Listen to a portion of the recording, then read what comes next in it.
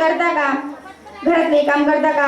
आता मला सांगा, गहूना पोता उचलणं होत कोणी उचलो? माणसेसनी. परदीवरती कोठ्या उतारण्या होत कोणी उतारो? माणसेसनी.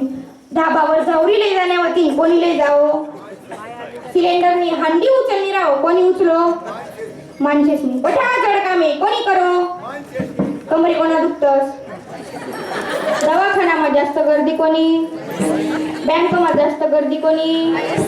एसटीમાં जास्त गर्दी कोणी? कथाમાં जास्त गर्दी कोणी? भटीकडे जास्त गर्दी कोणी? आता मला सांगा, तुमची गर्दी सर्वीकडे, मग तुम्ही भजन करायला पाहिजे की नाही? माय लाडक्या बहिणी, तुम्ही खरंच भजन करायला पाहिजे की नाही? मग तुम्ही भजनच करत नाही. पण अहो, किती संतांनी महिला संत आहेत, महिलांना कधी अधिकार कोणी दिलाच नाही ना. महिलांना कोणी अधिकार दिलाच नाही. अहो, वारकरी संप्रदाय हा सर्वांना अधिकार देतो. म्हणून महिला कवयित्री बहिणाबाई, जनाबाई, मीराबाई, सखूबाई किती संत झाले आहेत, स्त्रिया संत झाल्या आहेत. त्यांनी किती भजन केलं आहे देवाचं.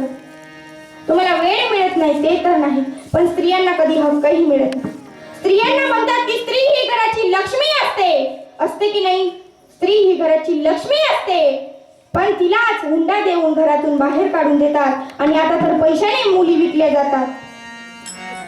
कशी परिस्थिती आली, आता तर पैशाने मुली विकली जातात. आणि म्हणतात की स्त्री ही लक्ष्मी असते. अजून म्हणतात स्त्री ही सरस्वतीचा रूप असते आणि तिला शिक्षणाचा अधिकार नसतो. 10वी झाली का मुलीला सांगतात आता तुझं लग्न करायचंय, पुढे शिकून काही फायदा तुझा नाही. आता अशी अवस्था आहे सर्वीकडे अवस्था अशी आहे. पूर्वीच्या काळात चांगल्या मुली गरिबांना देऊन टाकायची, दारुड्यांना देऊन टाकायची. मुलींचे किती हाल असायचे. तो तिला रात्रभर मारायचा, केस ओढायचा. आणि आता बरोबर तसंच परिस्थिती बदलली, आता मुली मिळत नाही. तसंच झालं आहे. आणि म्हणतात की स्त्रियांना सरस्वतीचं रूप असते. स्त्री ही अन्नपूर्णा असते की नाही? स्त्री ही अन्नपूर्णा असते. आणि सगळ्यांचं जेवण झाल्याबरोबर मग शेवटी अन्नपूर्णाने जेवायचं. ते पण उरलं असेल तर ते शेवटी अन्नपूर्णाने जेवायचं. स्त्रियांना कधी अधिकार भेटलाच नाही ना. पुरुषांच्या बराबरीने असायचं. स्त्रियांना कधी भेटलाच नाही अधिकार. अहो, किती मुली मारून टाकल्या. 20 कोटी मुली मारून टाकल्या तुम्ही. 20 कोटी मारून टाकल्या मुलींना, पोटातच मारून टाकलं. म्हणून आता ही परिस्थिती आली आहे. मुलींना जन्माला घाला म्हणून तर शासनाने नवीन आता सुविधा काढली, बेटी बचाओ बेटी पढाओ. स्त्री भ्रूण हत्या कमी करा. म्हणून महिला मंडळ तुमची संख्या सर्वत्र आहे जास्त. म्हणून मी सांगते महिला मंडळ तुम्ही भजन करायला पाहिजे. करणार की नाही भजन? आता सांगा बरं, करणार की नाही भजन? महिला मंडळ तुमची हरिपाठाला सुद्धा गर्दी पाहिजे. तुम्ही पावले खेळायला पाहिजे. आपल्यापेक्षा मराठवाड्यातील हरिपाठ जर तुम्ही पाहिले ना, आपले कीर्तनाला एवढी गर्दी राहत नाही तेवढी त्यांच्या हरिपाठाला गर्दी असते. महिला मंडळ तुम्ही भजन करायला पाहिजे, देवाचं नामस्मरण करायला पाहिजे. हे तुमच्याकडे काम शिल्लक आहे. हे तर आता तुम्ही घर पण पुसत नाही. मला वाटतं ते घर पुसायचं पण नवीन आता झाडू आलेला आहे बरं का. तो खटडम ना तुमच्याकडे शे का नाही? आमनाकडे शे तो खटडम मला. त्याच्याने बाई मस्त गाणी लावून घेते आणि बाई मस्त नाची फरच्या पुसस. सुविधा आल्या आता पुढे तर काय होईल मला वाटतं. पुढे फक्त आता तुमच्याकडे एक काम शिल्लक आहे. कोणी पाहुणे मंडळी आले आमच्या सारखी तर त्यांना तांब्या ग्लास मध्ये पाणी फक्त बैठक रूम पर्यंत घेऊन जावं लागतं. पुढे ते पण होणार नाही. पुढे आता त्या भिंतीमध्ये अशा ठिबक सारखे ते छोट्या नळ्या फिट करतील आणि मग कोणी आलं का, अण्णा साहेब पाणी पाजाओ, तोंड पुढे करा, घालते तोंड माने. असंच होईल मला वाटतं. तुमच्याकडे काहीच काम नाही महिला मंडळ. तुम्ही भजन करायला पाहिजे. अहो, मीराबाईंनी किती भजन केलं आहे. सारे ग पा धानी ग पा ग रे ग म ग रे ग ग रे ग म ग रे सा नी रे सा नी रे म पा धा प ग रे म ग रे सा रे नी ग रे सा. हे आँख माझ्या श्याम का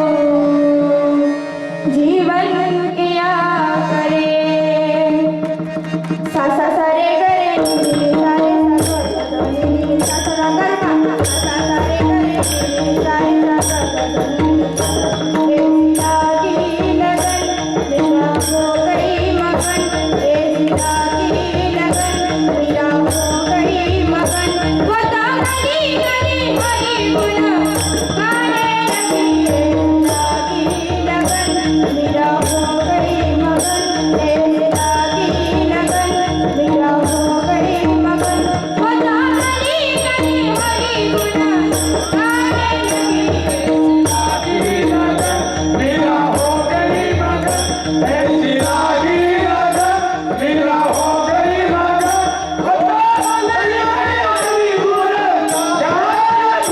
ऐसी लागी लगन मेरा हो गई मगन कुणाला नाचायचं असेल तर उभं राहून नाचू शकता कुणाला नाचायचं असेल तर उभं राहून नाचू शकता 2 मिनिटं ऐसी लागी लगन मेरा हो गई मगन बता हरी हरी हरी गुण गाने लगी लागी लगन मेरा हो गई मगन ऐसी लागी लगन मेरा हो गई मगन तेरी कंधों के संग रंगी मोहन के रंग तेरी कंधों के संग रंगी मोहन के रंग मेरा मेरी प्रीतम को मनाने लगी बोलो हरी हरी हरी बोलो गाने लगी ऐसी लागी लगन मेरा हो गई मगन ऐसी लागी लगन मेरा हो गई मगन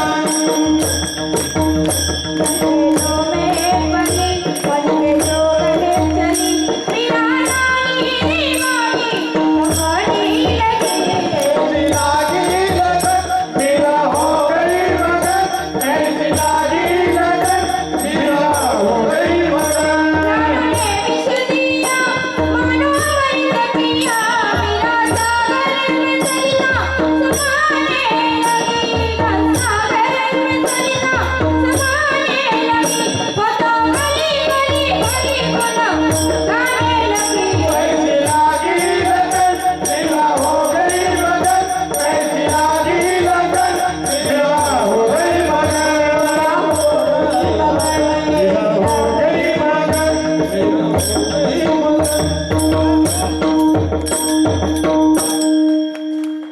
मीराबाईंनी किती भजन केलं आहे सगळ्या संतांनी भजन केलं आहे माझ्या मागे तुम्ही एक भजन म्हणणार का तुम्ही हो सांगता हो म्हणणार तरच मी म्हणेल हा.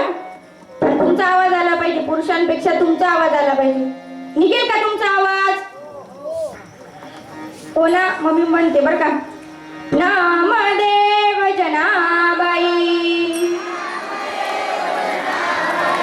तुमचा आवाज जोराने आला पाहिजे नामदेव जनाबाई जोराने नामदेव जनाबाई तुम्ही जोपर्यंत म्हणणार नाही जोराने मी पुढचं म्हणणारच नाही नामदेव जनाबाई मागच्या महिला मंडळ जोराने आवाज काढा नामदेव जनाबाई सोपान काका मुक्ताबाई नामदेव जनाबाई सोपान काका मुक्ताबाई मीराबाई सखूबाई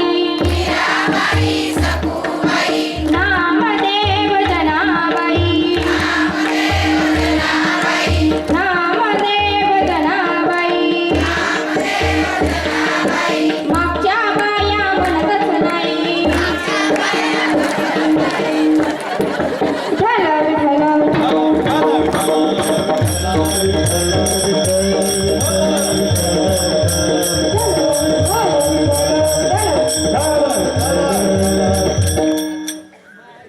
भजन केलं पाहिजे माय तुम्ही सगळ्यांनी भजन केलं पाहिजे सुंदर महिला मंडळांनी पण सुंदर भजन केलं बरं का पुरुष मंडळ तुम्ही पण मध्ये विठ्ठल विठ्ठल भजन येतं तेव्हा पण तुम्ही भजन केलं पाहिजे टाळी वाजवली पाहिजे संत एवढे भजन करतात संत नाम संकीर्तन करतात संत भजन करतात महाराज म्हणाले मी सावध झालो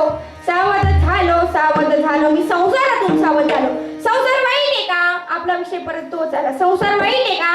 नाही, संसार वाईट नाही, संसार चांगला आहे, पवित्र आहे संसार. म्हणून तर मंगलाष्टक मध्ये ब्राह्मण दाते एवढ्या संसाराचं वर्णन करतात. मंगलाष्टक त्याच्यासाठी. संसार पवित्र आहे, संसार चांगला आहे संसार. पण संसारातून सावध व्हायला ब्राह्मण दाते लग्नाच्या वेळेतच जेव्हा लग्न होतं, मंगलाष्टक चालतं, तेव्हाच ब्राह्मण दाते सांगतात की संसारातून सावध व्हा, संसारातून सावध व्हा. म्हणून ते बोलतात शुभ मंगल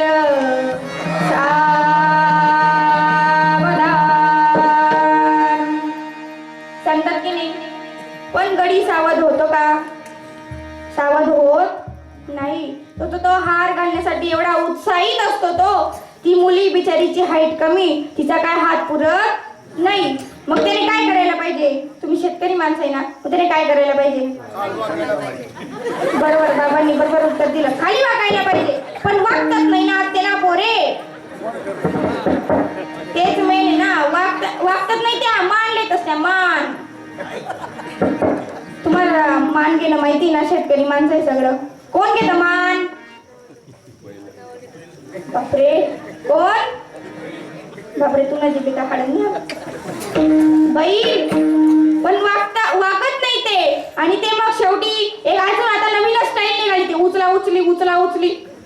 ते भवन मध्ये जर कधी ते लग्न राहिलं ना, ते मग श्रीमंतांचं लग्न, त्याच्यामध्ये उचला उचली चालू असते. मुलीचा हात पुरत नाही, मग ती टाकण्याचा प्रयत्न करते, तो भाऊ काय वागत नाही. मग ते मुलीकडचे असतात ते करवले करवले, ते मुलीला थोडेसे ते पण चार्जिंग मध्ये असतात, ते मुलीला उचलता. आणि मग इकडचे पण थोडे जास्त चार्जिंग मध्ये असतात, इकडचे पण उचलतात. अशी उचला उचली चालूच असते. ते पार ते टेरेस पर्यंत, ते धाब्यापर्यंत पोहोचून जातात. आणि ती बिचारी मुलीची जाती, ती बिचारी ना हात मला हारतो असा डग डग डग डग हालता हालता ब्राह्मण लागला पडी.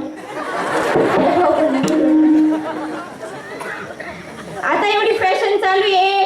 पूर्वी 2 दिवसाचं लग्न राहायचं, हळद आणि सकाळी लग्न.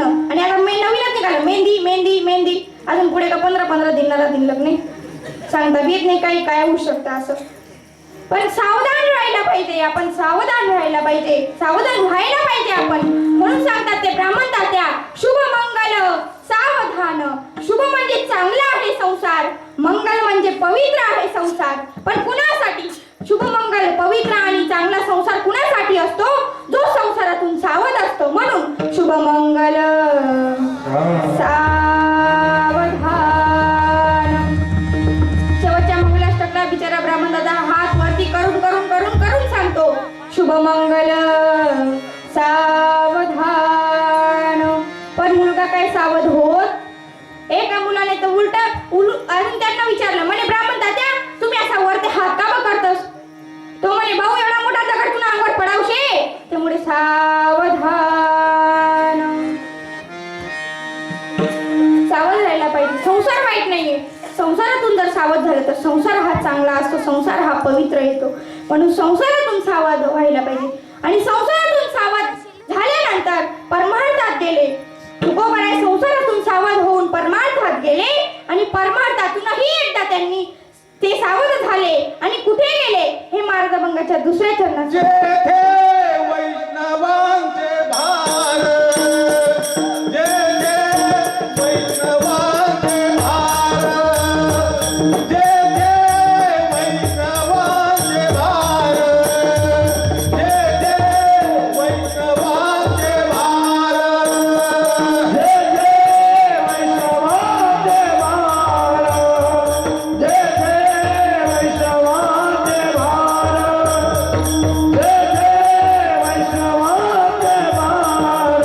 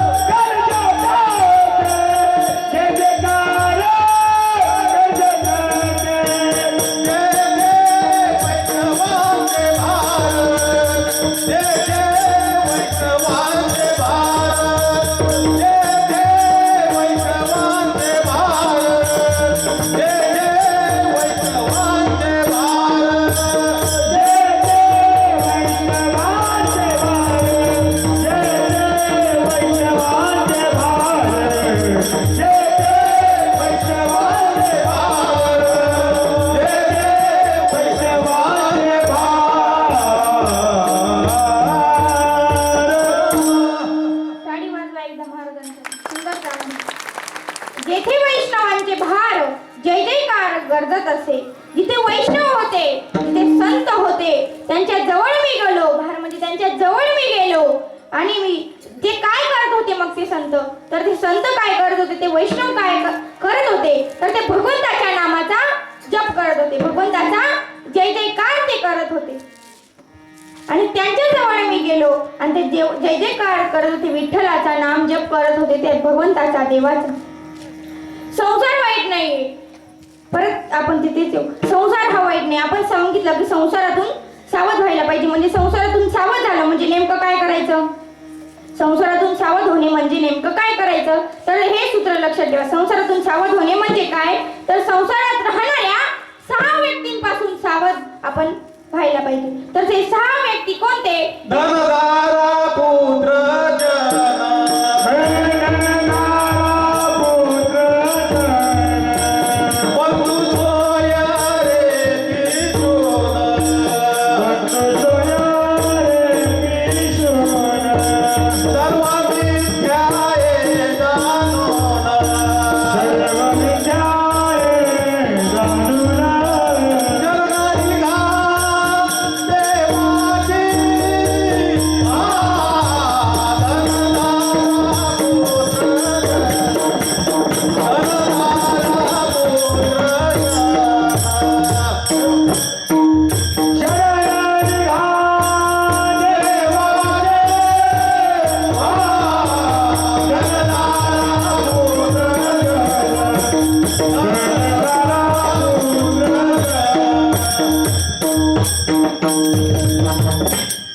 बहिणीचं असं असतं, म्हणून पत्नीचं पण असंच असतं.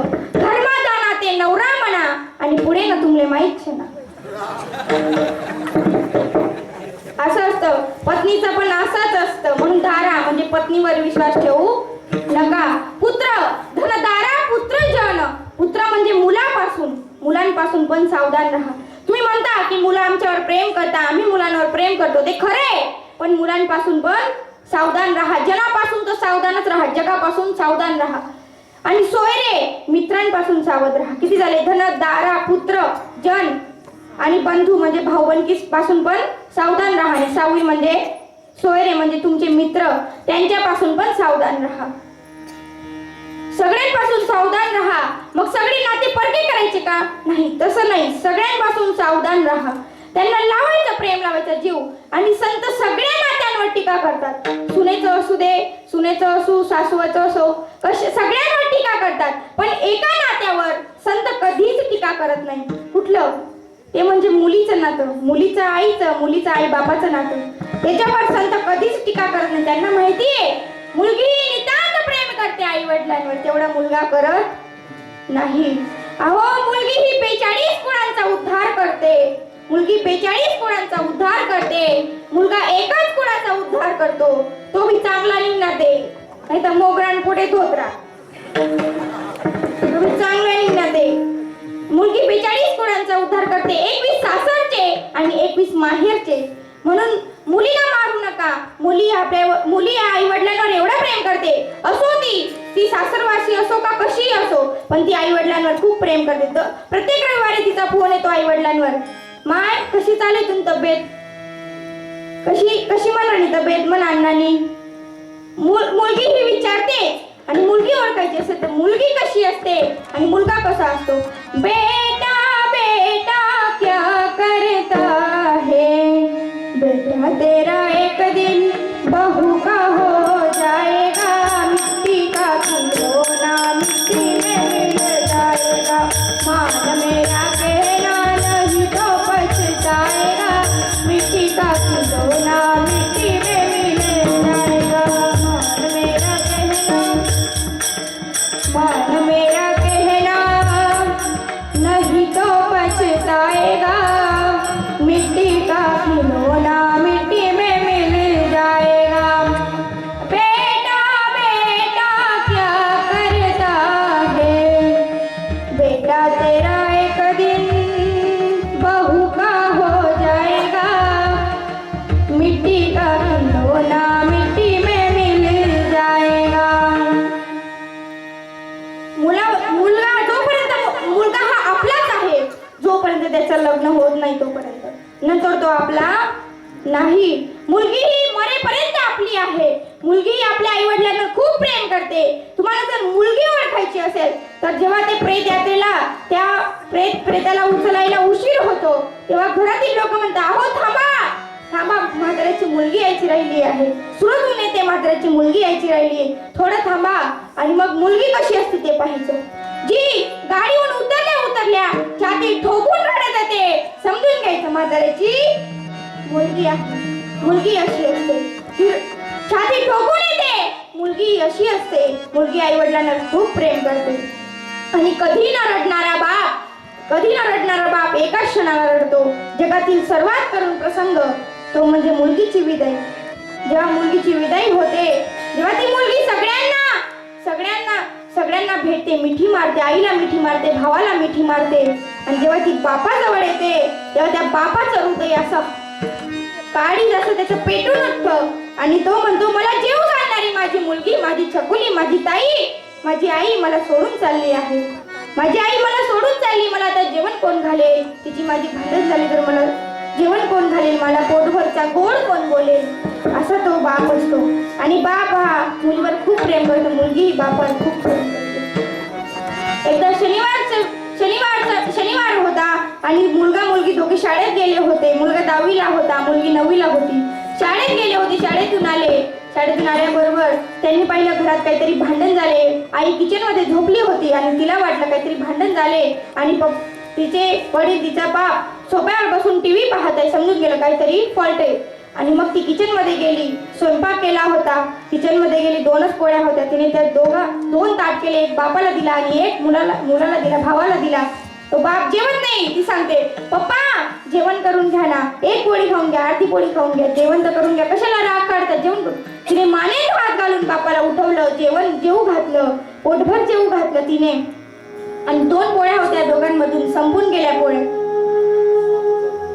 पोळ्या संपून गेल्या. आणि मग त्या मुलीने काय केलं, ती मुलगी मागच्या दारातून गेली आणि शेजारच्या बाईला सांगितलं, मावशी माझे पप्पा जेवण करत आहेत, माझे पप्पा जेवण करताय, तुम्ही मला एक पोळी द्या, मी गरम गरम टाकून तुम्हाला लगेच आणून देते पोळी, एक पोळी द्या, त्यांचं जेवण राहून जाईल. आणि ती पोळी घेऊन येते आणि बापाच्या ताटात देते. दुसऱ्या घराचा माल कधी आला बापाला सुद्धा समजलं नाही. याला म्हणतात मुलगी. आणि ती जेवू घालते बापाला, पोटभर जेवू घालते, याला म्हणतात मुलगी. जेव्हा ती मुलगी सासरीला जाते तेव्हा त्या बापाचं हृदय पाहायचं. तो बाप असा ढसा रडतो, माझी मुलगी चालली. आणि जेव्हा त्या गाडीला सेल मारला जातो तेव्हा तो बाप, त्याचं हृदय हलतं आणि तो म्हणतो, माझी छकुली, माझी ताई मला सोडून चालली आहे. तो जगातील सर्वात करुण प्रसंग असतो. बाप हा मुलांवर खूप प्रेम करतो. तो कधीच कुणाला समजत नाही. बाप हा कधीच कुणाला समजत नाही. कसा असतो तो बाप, त्याचं वर्णन कसं असतं, कसा असतो तो बाप. कधी कुणासमोर रडत नाही, कधी कुणासमोर. आई तरी शेजारच्या घरी सांगते, रडते, पण बाप हा काय करतो, बाप कुठे जाईल, तो कष्ट करतो. बाप हा कष्ट करतो. पुरामध्ये माया त्याच्या काळ्या मेघावानी, दाखविना कधी पुन्हा डोळ्यातलं पाणी. जिजू जिजू संसाराचा गाडा हाकला, वटामध्ये हसू जरी कणावा कला. घडीभर तू थांब जरा, ऐक त्याची धापर,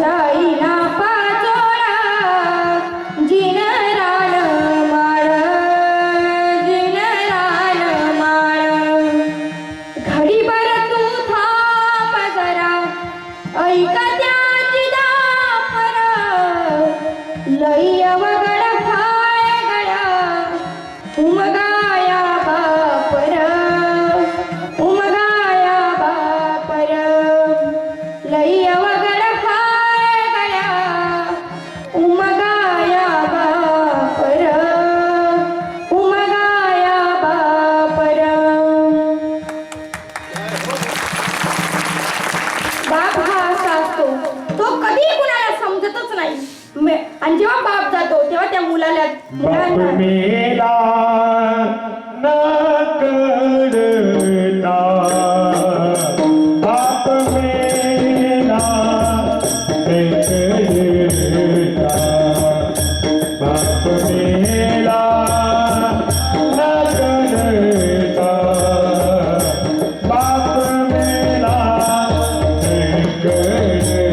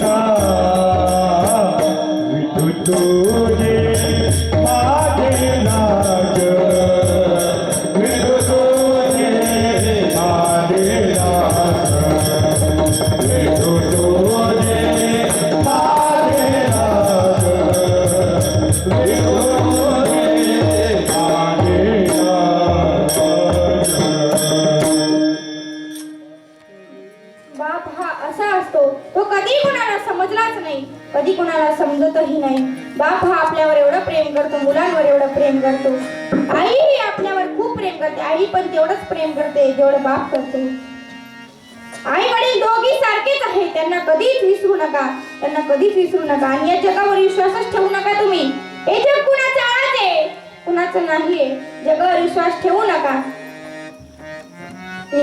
नका जगावर बापावर आई वडिलांवर विश्वास ठेवा आई बापाला कधीच विसरू नका विसरू नको रे आई बापाला विसरू नको रे आई बापाला जिजवली त्यांनी काया काया जिजवून तुझ्या शिलावर धरली चुकाची छाकर वेड्या मिळणार नाही तुला आई